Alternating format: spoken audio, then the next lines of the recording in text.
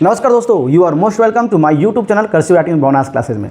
दोस्तों आज मैं कर्सिव राइटिंग के कैपिटल लेटर्स का ग्रुप फर्स्ट लेकर आया हूँ आपके लिए, और जिसमें आते हैं 4 इंपॉर्टेंट लेटर्स, और वो है ए, एम, एन एंड एस। इन्हीं 4 लेटर्स का मैं आज करने वाला हूँ डिटेलिंग, और इनके स्टाइल और इनके सावधानियों पे मैं आज करने वाला हूँ आपसे बात। बहुत ध्यान से देखिए, क्योंकि ये वीडियो आपके कर्सिव राइटिंग सीखने के लिए बहुत हेल्पफुल हो सकता है। यकीन मानिए, आप अगर मेरी वीडियो को फॉलो करते हैं तो आप घर बैठे ही कर्सिव राइटिंग सीख सकेंगे बहुत आसानी से। मैं आज के इन्फो लेटर्स को पे बात करूँ तो आप बहुत ध्यान से देखेंगे तो पाएंगे कि इसमें से कोई भी लेटर्स ऐसे नहीं है जो कि बॉटम लाइन को टच करे। मतलब ये चारों लेटर्स को ऊपर के 3 लाइन में बहुत ही आसानी से लिख सकते हैं। वैसे मैं पहले की वीडियो में बता चुका हूँ कि कैपिटल लेटर्स का कोई भी ऐसा लेटर नहीं है जिसको हम टॉप के 3 लाइन में बिना टच करे लिखें, इसलिए ऊपर के 3 लाइन तो आते ही आते हैं कैपिटल लेटर्स के लिए। तो चलिए देखते हैं आज के इस ग्रुप के फर्स्ट लेटर ए को। ए के बारे में बात करूं तो बताते चलूं कि ए में हम 2 प्रकार के शेप बना सकते हैं लिखने के लिए।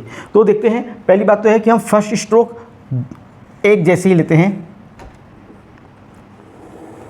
कुछ इस तरह से, जिसमें हम बेस लाइन से टॉप लाइन की ओर थोड़ी तिरछी जाते हैं। लेकिन जब हम टॉप लाइन से बेस लाइन में आएंगे तब हमें ध्यान रखना चाहिए, हम हो सकता है इसको फर्स्ट स्ट्रोक को दबाते हुए हम एकदम सीधा आ जाएं और यहाँ पे हमें एक नोक मिले, पॉइंट मिले, कुछ इस तरह से फर्स्ट स्ट्रोक को हम सेकेंडरी स्ट्रोक से दबाते हुए आए, या फिर दूसरे में हम इससे हटते हुए अलग से आए, कुछ इस तरह से, यहाँ पे राउंड शेप जैसे आ जाएगा। इस तरह से हम ए को 2 प्रकार के स्ट्रोक में अलग अलग शेप पाते हैं टॉप लाइन में ही। अब जो सेकेंडरी लाइन और बेस लाइन, सेकेंडरी लाइन और फर्स्ट लाइन के बीच में जो जगह मिली है हमें ए बनाने के लिए, वहाँ पे हमें बैलून शेप बनाना होता है। उस बैलून शेप के बनाने के लिए 2 तरीके हैं, या तो हम सेकेंडरी लाइन की ओर जाएं और फर्स्ट स्ट्रोक्स को पार कर जाएं, या फिर सेकेंडरी लाइन की ओर तो जाएं लेकिन हम फर्स्ट स्ट्रोक के नीचे रहें, जैसे कि मैंने सेकेंड वाले में बनाया है और इसमें मैंने फर्स्ट लाइन के ऊपर से गया है। और इस तरह से 2 प्रकार के शेप में हम 2 प्रकार के बैलून बना सकते हैं। और बैलून बनाने के लिए हमें अब यहाँ से राउंड शेप बनाना है और बेस लाइन के नज़दीक से होते हुए पेन को हमें ले जाना है सेकेंडरी लाइन और बेस लाइन के बीच में, और बन जाता है ए, और ये बड़ा ही सुंदर दिखाई देता है। उसी तरीक़े से हम फिर से बैलून शेप बनाएंगे, लेकिन ये फर्स्ट स्ट्रोक और सेकेंडरी लाइन स्ट्रोक के बीच में बना हुआ है, और फिर से हम सर्कल शेप ही लेते हैं और छोड़ते हैं सेम जगह सेकेंडरी लाइन और बेस लाइन के बीच में। इस तरह से हम ए को 2 तरीके से 2 प्रकार के बैलून के साथ बना सकते हैं, और ये आपके ऊपर निर्भर करता है कि इसमें से कौन से शेप अपने लिए सिलेक्ट करते हैं। अच्छा, इसमें से इस जो पॉइंट वाले ए के साथ भी हम इस वाले बैलून के साथ ए बना सकते हैं, कुछ इस तरह से। और ये जो हम जिसे यहाँ पे हमें कैप जैसे शेप लिया है, उस टाइप के ए के साथ भी हम इस प्रकार के बैलून वाले ए बना सकते हैं। और इस तरह से हम थोड़े थोड़े परिवर्तन के साथ 4 प्रकार के ए आसानी से बना सकते हैं, जो कि आपके लिए बहुत हेल्पफुल हो सकता है कर्सिव राइटिंग को सीखने में। और स्टाइलिश ए लिखने के लिए या फिर टाइटल के लिए ए लिखने के लिए हम इसमें कुछ स्टाइल पा सकते हैं, क्योंकि सभी ए एक ही जगह इंड होते हैं, मतलब बेस लाइन सेकेंडरी लाइन के बीच में, इसलिए आसानी से इन्हें स्मॉल लेटर्स को जोड़ के लिखा जा सकता है, कुछ इस तरह से।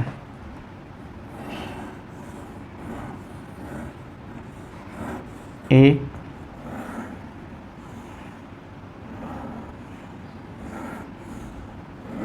B,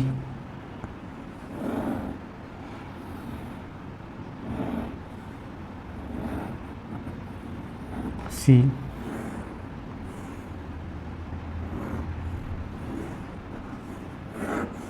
D.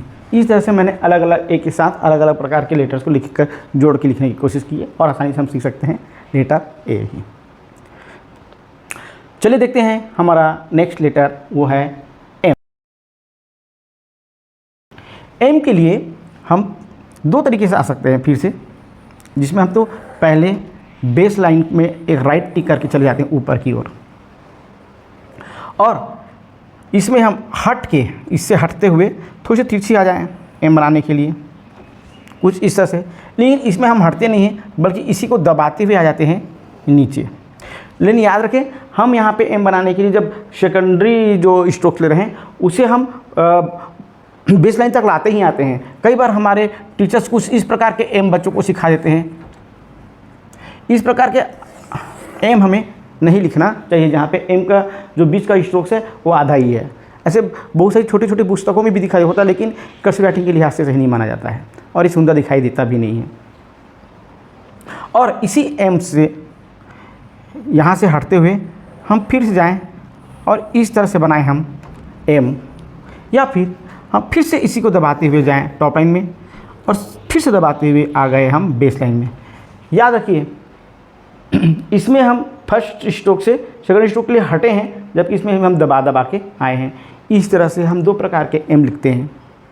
क्योंकि दोनों का एंडिंग पॉइंट एक जैसे है, इसलिए आसानी से इसमें अन्य लेटर्स को जोड़ के लिखा जा सकता है, जैसे कि ए, बी। एक और एक एम बता दूं जो कि आपके बहुत हेल्पफुल सकता है, वो है स्मॉल कर्सिव राइटिंग का एम, और इसे हम बनाते हैं ऊपर के 3 लाइन में। और ये भी आजकल इंग्लिश की दुनिया में एक्सेप्ट किया जाता है, बहुत सम्मान के साथ इसे अडॉप्ट कर लिया गया है। लेकिन हमें ध्यान रखना चाहिए कि हम एम से तो बना रहे हैं, लेकिन हम स्टार्ट यहाँ से हम सेकेंडरी लाइन से करेंगे और इसे टॉप के 3 लाइन में बनाएंगे, और इसे भी कैपिटल लेटर का एम एक्सेप्ट कर लिया गया है। और इसे हम आसानी से जोड़ के सभी स्मॉल कर्सिव राइटिंग लेटर्स को जोड़ के लिख सकते हैं, और ये भी बहुत सुंदर दिखाई देता है और ये आजकल ये बहुत चलन में भी है। चलिए देखते हैं हमारा नेक्स्ट लेटर एन को। हम एन की बात करें तो ये आधा एम ही होता है। हम टिक करते हुए जाएंगे टॉप लाइन में और एक और ले लेते हैं इस तरह से, और हम फर्स्ट स्ट्रोक को दबाते हुए आ जाएं बेस लाइन में, और इसमें से हटते हुए आ जाते हैं बेस लाइन में, और यहाँ से हटते हुए चले जाते हैं एन के लिए, और इसमें हम दबाते हुए चले जाते हैं एन के लिए। और इस तरह से 2 प्रकार के अलग अलग एन लिख सकते हैं। क्योंकि ये टॉप लाइन के नज़दीक ख़त्म होता है, इसलिए हम इसे स्मॉल कर्सिव लेटर्स को बिना जोड़े ही लिखना पड़ेगा, कुछ इस तरह से।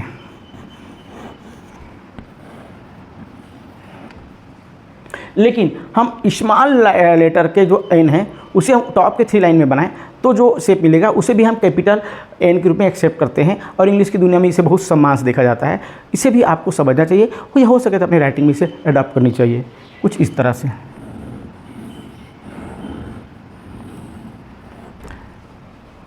और ये है कैपिटल लेटर का एन, जो कि स्मॉल लेटर के एन जैसे ही बनता है, और इस तरह से हम बना सकते हैं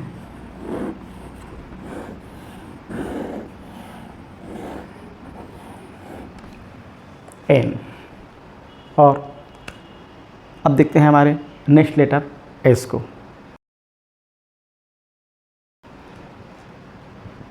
अगर मैं एस के बारे में बात कहूँ तो जैसे इंग्लिश अल्फ़ाबेट में कुछ लेटर बहुत स्टाइलिश है, जिसे बहुत प्रकार से लिखा जा सकता है, उसमें से एस भी है।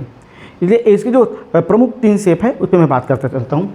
हम इसे बेस लाइन से शुरू कर सकते हैं, हम इसे सेकेंडरी लाइन से भी शुरू कर सकते हैं, और हम इसे टॉप लाइन से भी शुरू कर सकते हैं। इस तरह से एस को लिखने के लिए हम कोई एक नियम नहीं बना सकते, लेकिन हम अपनी राइटिंग को सुधारने के लिए और सही प्रकार के एस लिखने के लिए किसी एक नियम को हम एडॉप्ट करेंगे। देखते हैं, ए है एस, ए भी है एस,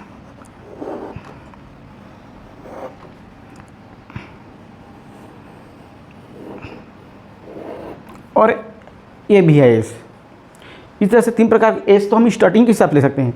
एक एस और भी ले सकते हैं जिसमें हम इस स्ट्रोक से ऊपर से आएँ, कुछ इस तरह से,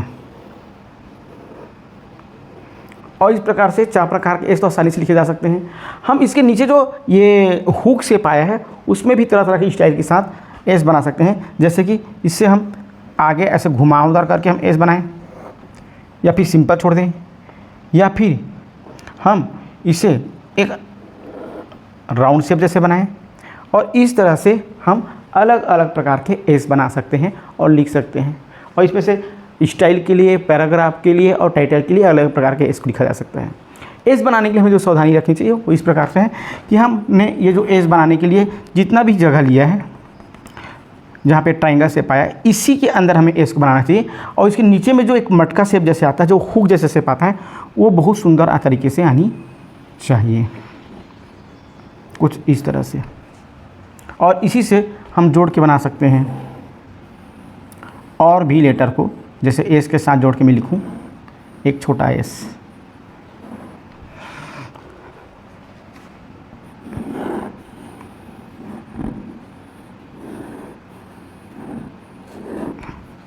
और इस तरह से हम स्टाइलिश एस को भी लिख सकते हैं।